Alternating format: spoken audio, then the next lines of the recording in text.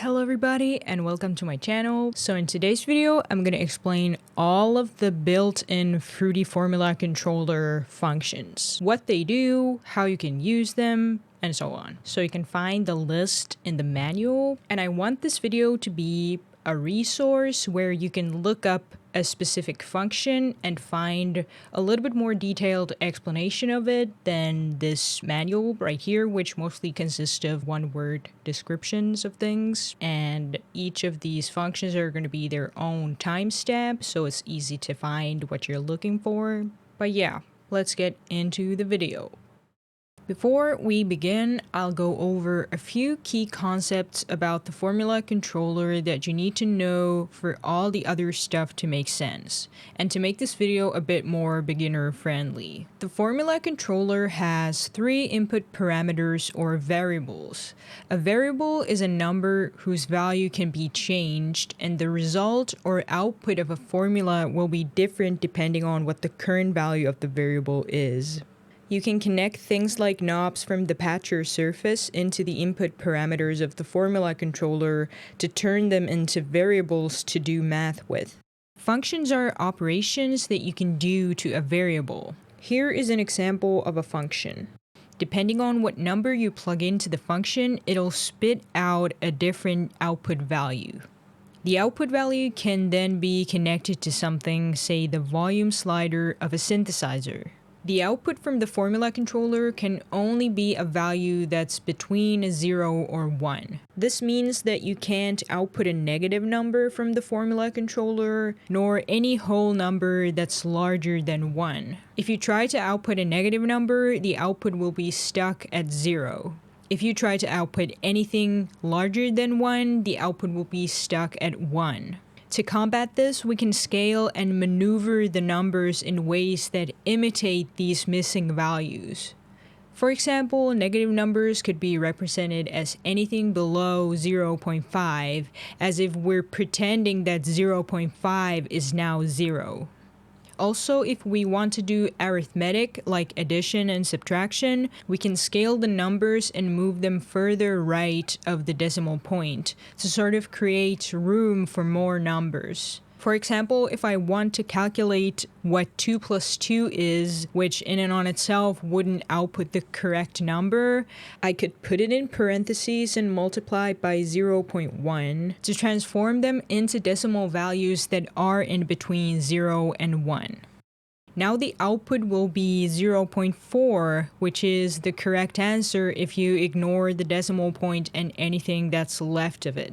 The formula controller has all the basic operators to do math with, including addition, subtraction, multiplication, division, and raising to powers. You can do these operations to the variables a, b, and c, or any fixed number. One additional operator that is not mentioned in the manual is the equal sign. By introducing the equal sign into a formula, it turns into a conditional statement. Now, instead of adding two values together, we're determining if the entire formula is true or false. For example, the formula 1 plus 1 equals 2 would result in an output of 1, in other words, true. The formula 1 plus 2 equals 2 would result in an output of 0, however, since that statement would be false. Two important features that will be used a lot in this video are the SongTime and the time functions.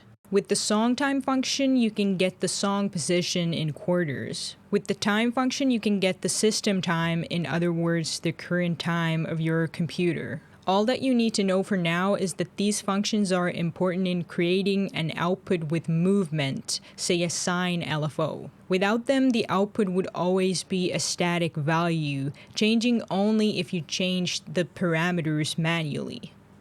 Finally, I'll briefly go over the basic concepts of trigonometry, the trigonometric functions, and how they are related to waveforms like the sine wave. Here's a right triangle. These are the sides of the right triangle. This is theta, which is an angle that can be represented in either degrees or radians. The trigonometric functions in the formula controller take their input and output the results in radians. pi is the ratio of a circle's circumference to its diameter. So this would mean that if we have a circle that has a diameter of 1, its circumference will be pi. Notice how a full circle is 2 pi radians though. This is because in this case, the radius is supposed to be 1, not the entire diameter. Pi is a very important value when creating things like LFOs using the formula controller because it will allow our waveform to fit neatly into the length of a pattern instead of unexpectedly cutting off. The formula controller has the value of pi built into it, so you can just type in pi and it'll add the value into the formula for you. Anyway, back into the triangle stuff. How do they relate to circles? This is where the trigonometric functions come in. The most common trigonometric functions are the sine, cosine, and the tangent functions. They represent the ratios of different sides of a right triangle, and these ratios can be calculated if you plug in an angle into the function. Sine, cosine, and tangent also have inverse functions which are used to undo the action of the actual function. There are also other types of trigonometric functions, 6 in total. As the name suggests, the sine function graphed forms the sine wave. The sine wave represents the changing output of the sine function when the input or the angle is also changing, resulting in this circular motion. Here you can also see that the cosine graph looks exactly the same as the sine graph, but it's just 90 degrees out of phase with the sine one. Okay, so now you should be ready to dive into the actual functions. So the first function is going to be the absolute function. So the purpose of the absolute function is basically just to flip any negative numbers back into positive, so give the absolute value. So I'm gonna type in -1 and let's see what it outputs. Here in the monitor tab, you can see the exact value that this formula controller is outputting. So here we can see that it outputs 1. And if I were to type in 0.1, it'll output 0.1 without the negative part. So here I have a sine wave, and this sine wave is actually kind of halfway down on the negative side. How we could lift the negative part and flip it into the positive, so kind of get the absolute value without the negative part, is to put this entire thing inside of the absolute function. So now you can see that previously there was this line there, and now it's just these bumps at every interval or every cycle, I should say. So next up is the anti-cosine function, and this function actually has a restricted domain of -1 to 1, which means that these are the only allowed values that you can plug into the function. Anything outside of this domain will give you an undefined answer. But in the formula controller, instead of undefined, it'll just give you 0. Let's multiply the anti-cosine with 0.1 to create room for more values. Now when you look at the monitor, just remember that the actual answer is always 1 decimal point to the right. So now this will return an angle in radians. And the angle will be in between 0 and pi radians as the output range states. If we input SongTime inside of the formula and press play in the song mode, we can see that the function will only repeat once, like this. This is because of the restricted domain. The value of SongTime will keep increasing, so eventually the input will be outside of the domain, and the formula controller will output 0 until the song jumps back to the start. So in the pattern mode, which is usually shorter and repeats a lot quicker, it will seem like the function is repeating. If we were to replace this with the cosine, if we go to song mode, it'll repeat with no problems, because in the cosine's case, it has a domain of all real numbers. So this value here can be whatever. So one practical application for the anti-cosine is that you can create a triangle wave by nesting a cosine function inside of an anti-cosine function. This causes the output to appear linear. It'll also change direction at the defined points that form the output range, so 0 and pi radians. So the triangle that we've created starts from 0, but it needs to be scaled down to be completely visible, so I'll multiply by b. Compile again, and now I can adjust the size with b. The description for the anti-sine is very similar to the anti-cosine since they are basically the same shape but have a 90-degree phase difference. It also outputs 0 from the formula controller if you input anything outside of the values of -1 and 1, but the output range is -90 to 90 degrees. A sine nested inside of an anti-sine can also create a triangle, but its default position and starting phase will be different. We can also scale it by multiplying, but this time it's also useful to offset it by addition so that we can get it to be visible in the monitor window. To compare it with the anti-cosine triangle method, we can see that the starting phase will be different. So if I start the song, you can see that it'll start from here. And if I were to change this into the anti-cosine and cosine, move this down and hit compile, and then restart the song, you can see that it starts kind of from the bottom here. So when it comes to the antitangent, we can also use the same method of nesting a trigonometric function inside of its inverse function, but this time the result will be a sawtooth instead of a triangle. Let's look at the antitangent separately. So when I switch to song mode, you can see that the curve also repeats only once, just like with the other inverse trigonometric functions we've discussed. So when I press play, it'll only move from 0 to 1 time. The antitangent has an input domain of all real numbers though, but we can see in a graphing calculator that as the input becomes greater, the output will start approaching half pi. So we could just keep adding a bigger and bigger number, and it would keep creeping up towards half a pi, which would be this never-ending decimal value. We can try to scale the function in the formula controller to look at the limit before it cuts off at 1. So now we can see how the output value slows down, and if we wait long enough, eventually it flips into an approximate value of 0.157. The atan2 is not a trigonometric function in a traditional sense, but basically it's the antitangent that takes two inputs. It was developed for programming to convert Cartesian coordinates into polar coordinates. So in Formula Controller, the inputs are the values of the y and x axes, and the output will be the angle in between this point and the y axis here. As you can see, I have an xy controller in Patcher, and as I move the point, we can look at the changing output. I also added a conversion from radians to degrees, as they are a bit more intuitive to understand.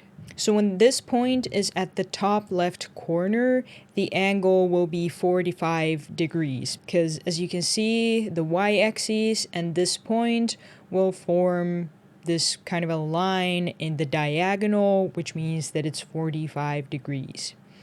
And if I move this to the bottom, we have 90 degrees because the y-axis and the x-axis are perpendicular to each other.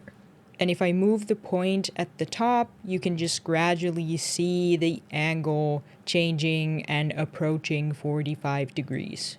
And here I've obviously also scaled the degrees down, so it'll say 0.045, but it actually means 45 degrees. The XY controller can be kind of confusing because at first glance you could think that this is like completely analogous to Cartesian coordinates, so that in this quadrant we would have negative x and positive y, here we would have both negative, here we would have negative y and positive x, and so on. But this actually, I think, represents only one quadrant of the coordinate plane, so the one where y and x both are positive. So if you wanted to think of this as like the coordinate plane, you would kind of imagine the remaining quadrants here.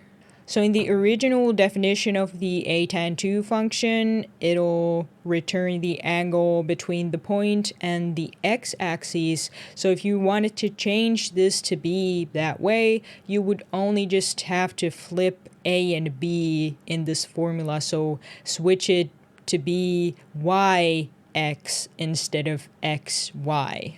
The case function is a function where we can add a condition, and if that condition is met, return a specified value. We can also determine a return value for the case of the condition not being met. So in other words, if A is true, do stuff. If A is false, do some other type of stuff. With a case function, we could add a knob to the patcher surface and make it behave differently after a certain threshold. Let's say that for the first 50% of the knob, I wanted to increase exponentially, and for the remaining 50% of the knob, I wanted to increase in steps. So in here, I just have the minimum function, and the input is basically just a to the power of 2, and then I'm just scaling it a little bit to fit better. And all the way up to 0.5, this function, like the minimum, will return exponent, and after that, it'll return 0.5, so that it doesn't exceed 0.5. And then on the other side, I just have the integral function, and I'm scaling it to be a little bit smaller because otherwise this integral function will only return 0 or 1. So the times 10 inside of it will essentially turn a to be whole numbers,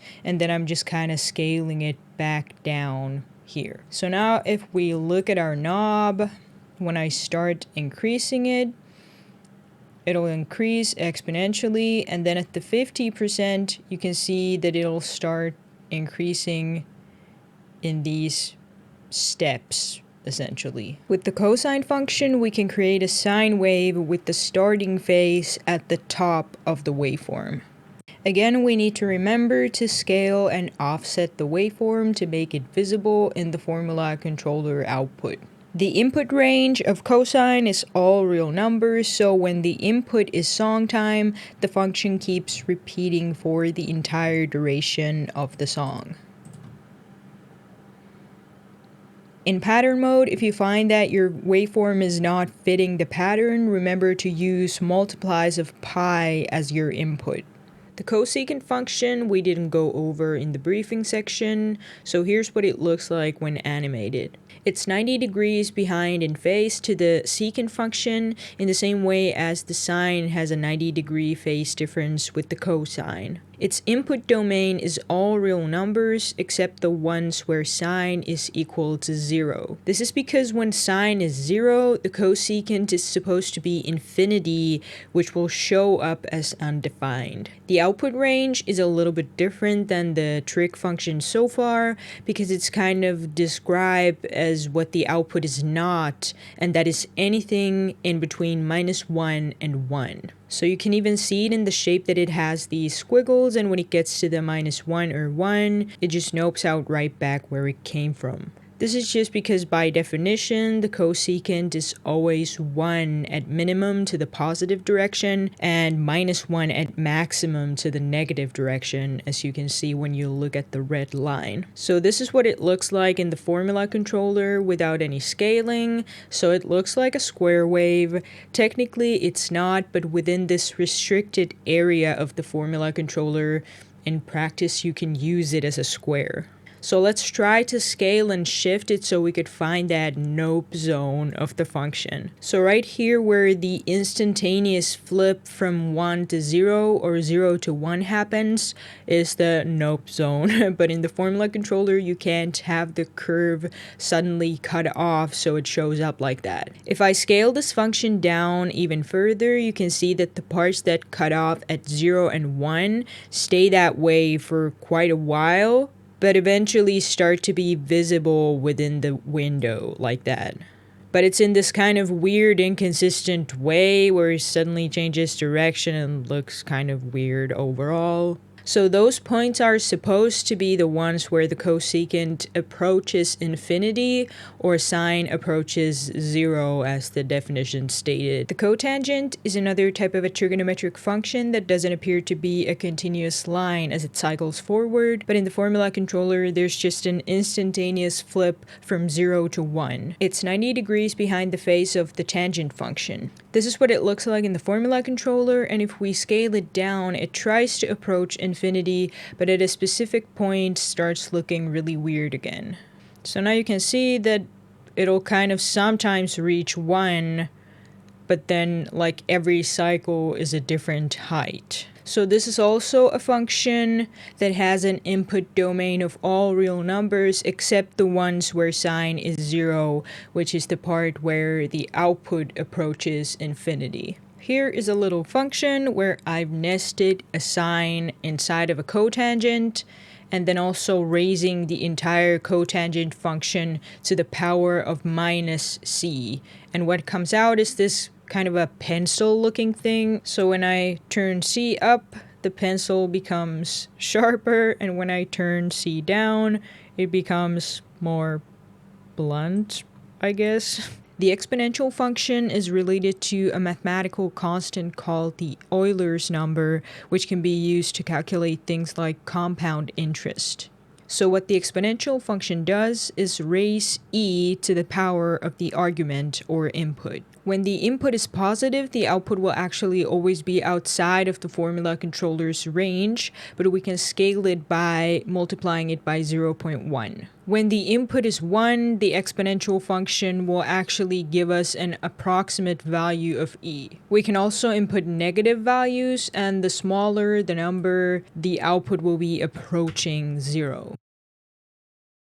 So the input domain is all real numbers and the output range is all real numbers greater than 0. The exponential function has an inverse function, which is the natural logarithm. With the exponential function, we can turn a linear saw into a curved one. So here's another way that you can create a moving curve in the formula controller.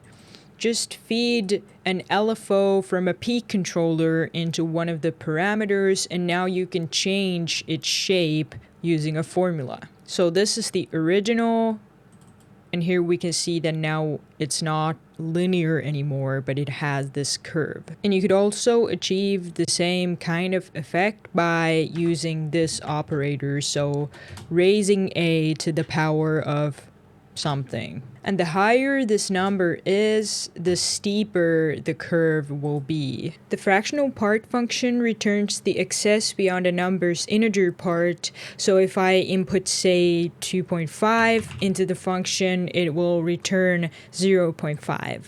This means that the output of the Frac function will always be within the formula controller's output range, given that the decimal is not too small to be represented with these 4 values. So the fractional part function can be graphed in Desmos by subtracting x from the floor function that has x as the input. The floor function will be discussed more when we go over the integral part function. So the graph looks like repeating diagonal lines because in between each integer there are decimals that just increase linearly. This shape looks very much like a saw wave, and it can be used to create a saw wave in the formula controller. If we wanted to flip the direction of the saw and make it go from high to low, we can add 1 minus at the front of the entire formula.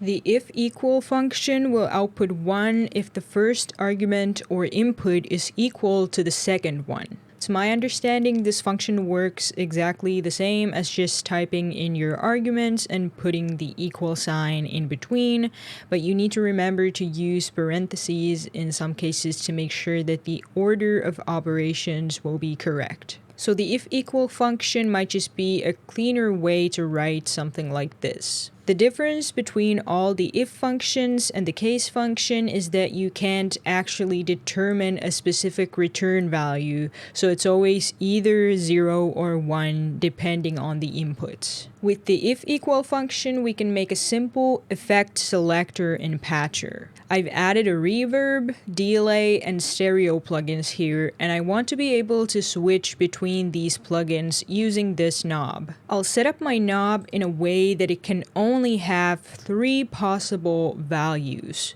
as many as my options. So in this menu, I will put 2 as the maximum value and 0 as the minimum value, so in total there will be 3 different values. I'll also set the move speed to be a little bit slower because otherwise the knob will just fly directly from one side to the other. So now you can see that with this knob we can select one of these 3 options. So what I can do now is to assign a specific knob value to each option, do a comparison with the if equal function, which would then output the correct value to these instances of Fruity Mute that will let the signal flow through or stop it from getting forward. So the first option is the reverb, and I want that to be selected when the knob is at 0. So in my if equal function, I'll write IfE A 0. So now this formula controller will output 1 only if A is at 0. We can test that, so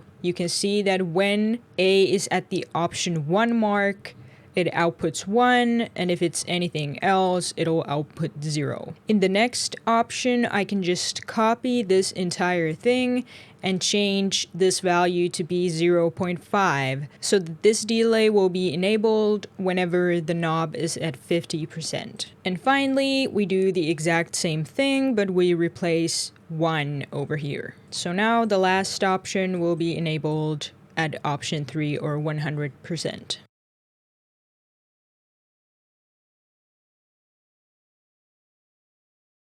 The if greater than function will output 1 if the first argument or input is greater than the second one. So I've modified the previous effect selector example by replacing the IfE functions with the IfGE to see the differences. So this time at 0, nothing will be selected because in the first option, this knob value can never be greater than the reference. An important note about the IfGE function is that the inputs being equal is not enough. It has to be greater. At the second option, so 50%, the first option will actually be selected, so the reverb, since this condition is now being met, so 0.5 is greater than 0. But at the second option, they're just only equal, so this will still output 0.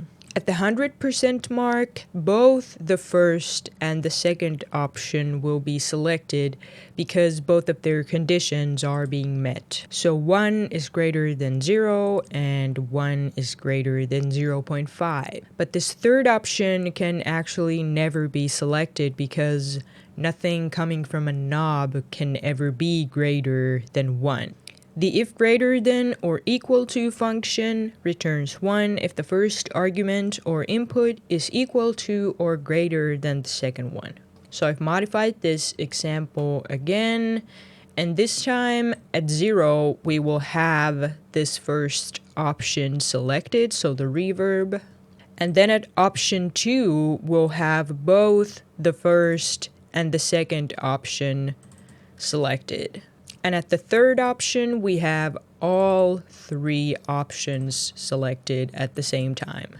So now we've effectively transformed this knob to be turning on an array of options one by one instead of just selecting a single one at a time. The if lesser than function returns 1 if the first argument or input is lesser than the second input. So the way it functions is kind of the opposite of the if greater than function. You can use it in similar applications as our previous example, but it is up to you to decide which will be more beneficial, checking if the parameter is lesser than the reference value or greater than the reference value.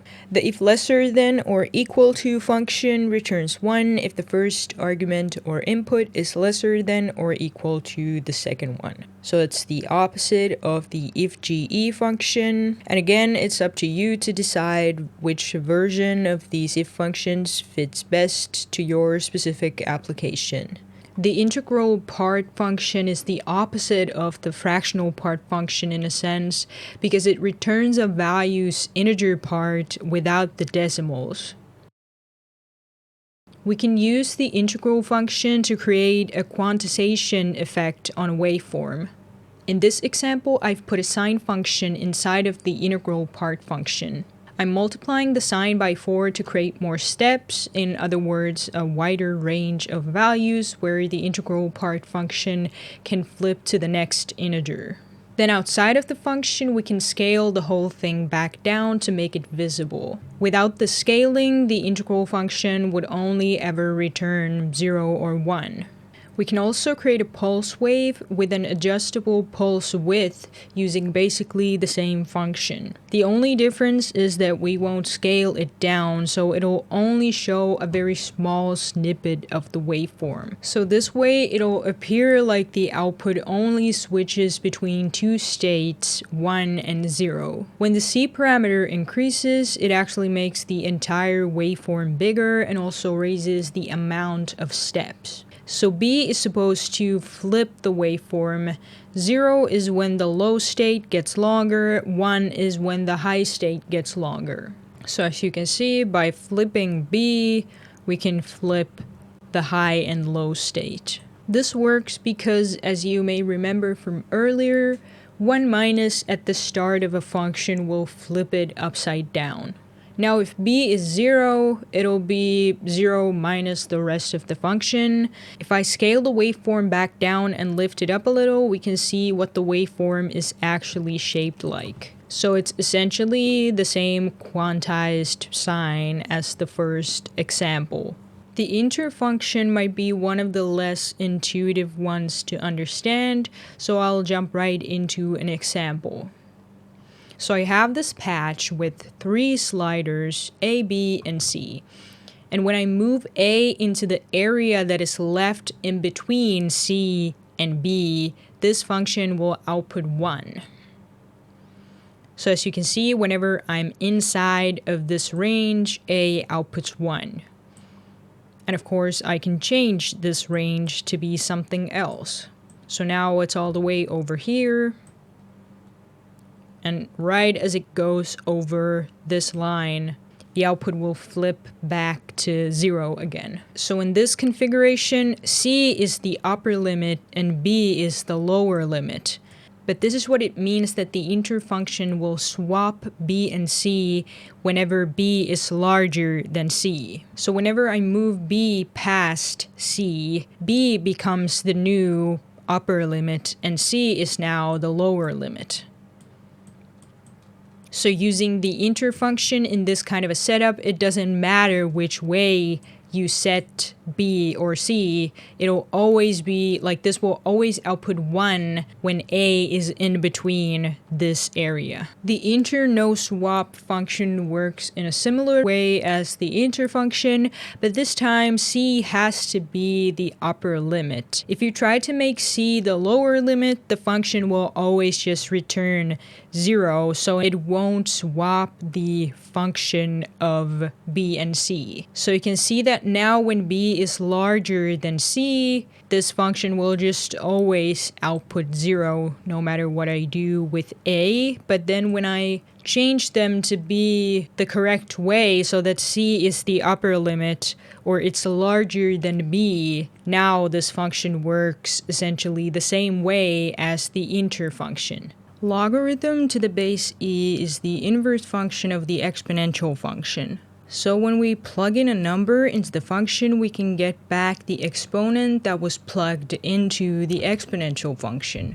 Let's see what happens to all the basic waveforms when we output them through a natural logarithm function. So I've connected the LFO output of a peak controller into the A parameter of a formula controller, and I have this formula here, so natural logarithm, and then I'm feeding A in there, and I'm scaling it up a little bit, and then finally scaling outside of the natural logarithm function as well. So here you can see that the input is just a regular saw moving linearly and then jumping back to the start. But the logarithm transforms it into a curved shape. We could also try the other waveforms like a sine. Scale them a little bit using B and C. And finally, let's try a triangle.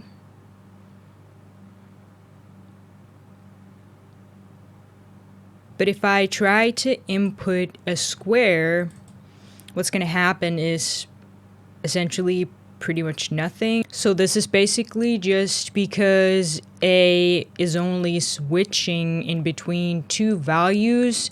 So whatever input is here in the logarithm will also only be two outputs, so that's why it just looks like a regular square. A logarithm base 10, also known as the common logarithm, will give you the exponents of factors of 10. So if 10 is the number being raised to the power of x, the logarithm will give you x when you input this result back into it. If we have two sine waves and the other one has twice the amplitude as the first one, they have about a 6.02 decibel difference in volume. A decibel is defined by the base 10 logarithm times 20, and inside of it you'll input the ratio between the amplitude you're measuring and a reference. In the pattern, an easy way to double the amplitude is to input multiple notes on top of each other.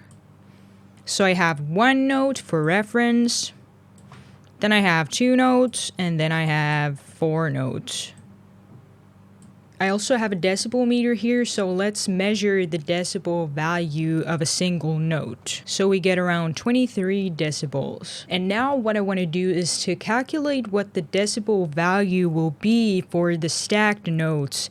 So in the formula controller, I have this formula right here. So it's 23 minus 20 times logarithm base 10, and then I just have 1 as a reference input, and then I'm scaling it all down to make it visible in the formula controller window. So now we can test this out. So when we input 1 to the logarithm, we just get back this value. And I'm subtracting this because remember that digital decibel values are expressed as negative. So the higher the absolute value, the lower the level is. So -1 decibel is louder than -10 decibels. So let's calculate the doubling of the amplitude. So I'll change 2 into the input, and we get 17 decibels. So now we can go into our pattern. So as you can see, we are at around 17 decibels. So our formula works as expected. And finally, let's try the 4 stacked notes. That'll return somewhere around -11 decibels. So I'm just going to switch 4 in here, and we can see that this formula works correctly. The logarithm to the base of 2 works exactly the same as the other logarithms, but this time the base is 2. So if 2 to the power of x is y, we input y to get x. Here I'm just inputting a saw wave into the natural logarithm, and you can see that it curves slightly. The maximum function takes 2 inputs and returns whichever is greater of the 2. So if my inputs are A and B and I increase them, the one that's a bigger value will be the output. So when B goes over this value, you'll see that the output switches to B. But whenever B is smaller and when I start moving A, you'll notice that now A is the one that's the output. Now you could also do a check between two values and determine which one is greater using the IfGE function, but the difference here is the return value. So the IfGE would only return a true or false value, so either 0 or 1, but the maximum function will return the actual thing that you've inputted into the function. Here's an interesting looking graph that I made by adding a cosine function and a sine function as the arguments of the maximum function, and then I just put the entire thing inside of the absolute function to flip any negative values into the positive side. The minimum function is the opposite of the maximum, so it'll return whichever input is lesser. So the explanation for it is basically exactly the same as the maximum, but the operation is just flipped. The negative function flips an input to the negative side. So if we input any positive number, we can never get the output to be visible because of the absence of negative values in the monitor. But we could also input negative values, which then would be flipped to positive as two negative signs make a positive. If I input a into the negative function, it transforms it into negative values. So this would be minus 0.492. But if I add 1 into this entire thing, the a knob is gonna appear to be flipped. So now as a moves down, the output moves up. An easier way to achieve the same exact thing is 1 minus a, but that was just one example of how the negative function works. With the negative function, I can get the negative part of a trig function, say a sine. The negative function might sound kind of similar to the absolute function, but their difference is that the absolute function will also show the positive side instead of just the negative, like the negative function. Pi is a function that gets you the value of pi. It takes no input, so you can use it without the brackets. Because the value of pi is greater than 1, if you want to make it visible in the monitor like this, you need to multiply it by 0.1 to make it smaller. Multiplying the input of a periodic function like the sine with pi makes it fit into a pattern. The random function gives you a continuous stream of randomness, which could be considered noise. It will keep outputting the noise without any multiplication with a time function. It doesn't take any parameters, so you don't need to type in the brackets. The round function will round a value to the nearest integer following the rules of rounding. So 0.5 and below always rounds down, and anything above 0.5 will round up. It might sound similar as the integral part function, but the difference is that the integral part rounds down no matter how high the decimal is. One of the best usages of the round function is creating a square wave, because you can just input a correctly scaled sine with an amplitude of 1 and midpoint at 0.5, and it'll immediately transform into a square. This is because the round function without any scaling will always output either 0 or 1, and whenever the sine is above the midpoint, it rounds to 1, and whenever it's below the midpoint, it rounds to 0. So by replacing the 0.5 with a parameter like this b here, we can create this kind of a pseudo pulse width adjustment. So now when b is 1, you can see that the high state is a little bit longer than the low state, and when I move b down, you can see that now it's the exact opposite. The range is not complete with this knob, so if I turn it to 0, for a while it just won't output anything. This issue could be fixed with a couple of adjustments, but I'm planning on making a separate video about creating pulse waves with the formula controller, so I'll save that for later. The secant function is a trigonometric function that's 90 degrees ahead in phase of the cosecant function. Here's a graph of both of the secant and the cosecant where you can see what this means. The secant function's output range is all real numbers except anything in between 1 or -1, and this is because by definition the secant is always 1 at minimum to the positive direction and -1 at maximum to the negative direction. In the formula controller, it looks like a square wave without scaling, so you can basically use it as such. But in reality, there are a lot of more values outside of this range, and we could try to make them visible by scaling this function. So as you can see, when I make it smaller, multiplied by 0.1, it becomes differently shaped. And I can even offset it a little bit too, so now you can find that zone in between 1 and -1. The SeededRand function will give you a static random value depending on the seed. So if the seed stays the same, the random value will also stay the same, so repeatedly hitting compile won't get you a new random number. You can set the seed as a parameter though and connect that parameter into a knob from the patcher surface, for example. This way you can make a randomized knob that you could connect into a synthesizer to make your sound design process more random.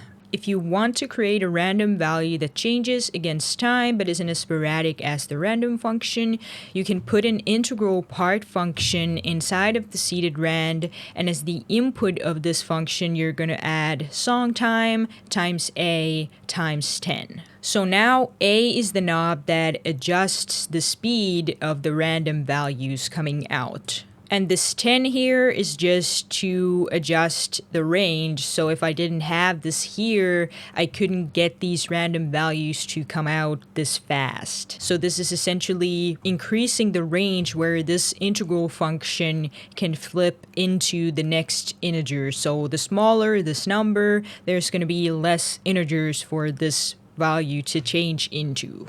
If you watched the briefing, the sine function was already explained, but let's examine how it works in the formula controller. A sine function with a simple SongTime as the input will output this very large sine wave that won't be completely visible in the formula controller window. Scaling it down by 0.5 will give it the correct amplitude of 1, but then I also need to offset it because now, as you can see, it's kind of too low to be completely visible.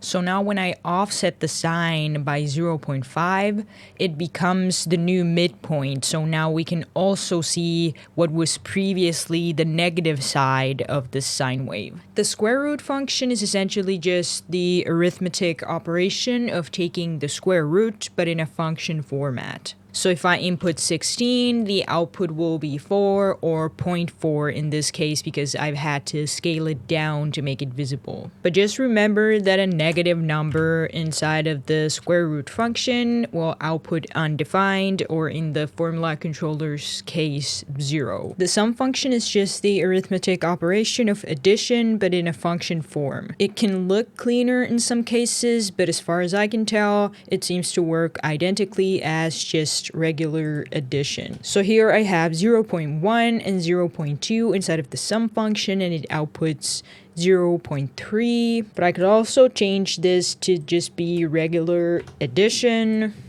and it outputs the exact same thing. If you know that there's some kind of a difference between these two that I just haven't noticed yet, please leave a comment. The tangent function is a trigonometric function that's 98 degrees ahead of the cotangent function. It has an input domain of all real numbers except the ones where cosine x equals 0. So for example, half a pi in the cosine function returns 0, and when we input into the tangent, it'll return undefined. This is because here the output of the tangent function is approaching infinity. If I multiply this half pi with 0.9 and start approaching 1, in other words, approaching half a pi, because 1 times half a pi is half a pi, we notice that the output becomes a ridiculously huge number. So this is what the approaching infinity thing means, and we can also visualize it with the circle. So tangent is the blue line, and as we approach the 90-degree mark, you can see that the tangent line essentially becomes infinitely long. And right past that 90-degree mark, it'll flip directions and starts decreasing in length. This is what it looks like in the formula controller, and we can scale it down a little bit. It tries to approach infinity, but when it's small enough, it kind of becomes this irregularly shaped weird line. This probably has something to do with the software and the size of the values in this formula. So this tangent function right now might actually return such a big number that it's kind of nonsensical and breaks down this formula, so it starts behaving in this very weird way. The tangent function is listed in the FL Studio related category, but I'll go over that as well because it's a very useful function. So with this one, you can basically change the tension of, say, basic waveforms, or maybe change the behavior of a knob to be something else than completely linear. It takes two inputs, which are the value and the rate of change. So in the value, you could put a sine function, for example, and then the rate of change is actually the value that changes the tension. So the bigger this number is, the more tension there will be. So now there's no tension, so this is essentially identical as whatever is going in. And by the way, this A parameter, like I've just connected an LFO from a peak controller into A. And now when I start adjusting B, you can see that the tension increases. And if I were to change the sign, it just kind of flips to be the other way around. Let's briefly go over some of the gadget stuff as well. So the SongTime is something that you're pretty familiar with at this point if you've paid any attention during this video, but we haven't really used the time function at all. So this takes your computer's system time and you can create movement from within the formula controller without the song playing or feeding a peak controller LFO into it. But you'll notice that it looks kind of quantized like this. So what I did was smooth it out with the XYZ controller. So this is what it looks like after the smoothing. There's probably a way to do the smoothing within the formula controller as well, but I haven't looked into that yet. I also made this clock which basically just counts seconds, and I multiplied the time function with this very tiny number which gives me a change in value every second. And then I've also put that inside of a fractional part function so that it'll only give me a decimal part, and whenever this value reaches 1, it'll jump back to 0 and kind of start from 0 again. Then there's also the date function, which gets the system date, but I'm not entirely sure how it works and what the values that come out actually represent. So now I've just multiplied date by the small number because, like, basically before this it'll only output 1, but now it just outputs like 0.448, which I don't really know what that means, but I'm guessing that this value would change whenever the date changes. So I guess if you wanted to make something that changes every day based on this value, you could use the date function. So with the mouse X and mouse Y functions, you can get the mouse position. So as you can see, when I move my mouse, you're going to get a changing output value. And it's only going halfway right now because I have 2 monitors and you're only seeing 1. But if I take it to the other side of my other monitor, it's gonna go up to 1. And the mod Y is just into the Y direction, so vertically. And what's cool about these is that you could control your synthesizers by using your mouse, so it would be very easy to like record, say, a pattern and then add this variation only using your mouse. So if you don't have stuff like controllers or things that you can use to adjust parameters in real time, this is like a good alternative because you can just use your mouse, which all of us have already. Congratulations, you have made it to the end of this video. If you watch the entire thing like on one sitting, wow, that's some serious dedication. It turned out to be pretty long, but like there's a lot of functions to be explained, so I guess that was kind of bound to happen anyway. don't worry if there was stuff that kind of went over your head. It's not reasonable to expect that you would understand everything at once if you're like a complete beginner when it comes to the formula controller, but just keep messing around with it and try the formulas and try to change values, and over time it'll become a lot more intuitive. To be honest with you, I also kind of made this video for myself because there were a lot of functions that I don't really use and probably have never used before, so it was kind of interesting to go over each one of them while I was researching this video. But yeah, like this video if you liked it, please leave a comment on what you thought about it, and subscribe to my channel if you want to see more music production related content.